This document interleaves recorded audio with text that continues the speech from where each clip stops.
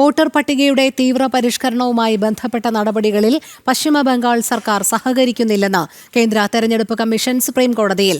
കമ്മീഷനെതിരെ ആരോപണം ഉയർത്തി ജനങ്ങളെ മുഖ്യമന്ത്രി തെറ്റിദ്ധരിപ്പിക്കാൻ ശ്രമിക്കുന്നുവെന്നും തെരഞ്ഞെടുപ്പ് കമ്മീഷൻ സുപ്രീംകോടതിയിൽ വ്യക്തമാക്കി. ബംഗാളിലെ SIR നടപടികളെ ചോദ്യം ചെയ്തുള്ള ഹർജിയിൽ മുഖ്യമന്ത്രി മമതാ ബാനർജി തന്നെ ഇന്ന് സുപ്രീംകോടതിയിൽ നേരിട്ടെത്തി വാദിച്ചു.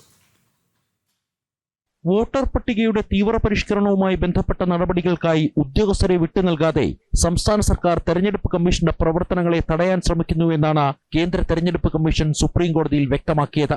മുഖ്യമന്ത്രി ജനങ്ങളെ തെറ്റിദ്ധരിപ്പിക്കാൻ ശ്രമിക്കുന്നു. വോട്ടർ പട്ടിക ശുദ്ധീകരിക്കുക മാത്രമാണ് SIR നടപടികളിലൂടെ തെരഞ്ഞെടുപ്പ് കമ്മീഷൻ ലക്ഷ്യം വെക്കുന്നതെന്നും ചീഫ് ജസ്റ്റിസ് സൂര്യകാന്ത് അധ്യക്ഷനായ ബെഞ്ചിനു മുമ്പാകെ സോളിസിറ്റർ ജനറൽ തുഷാർ മേത്ത വാദിച്ചു.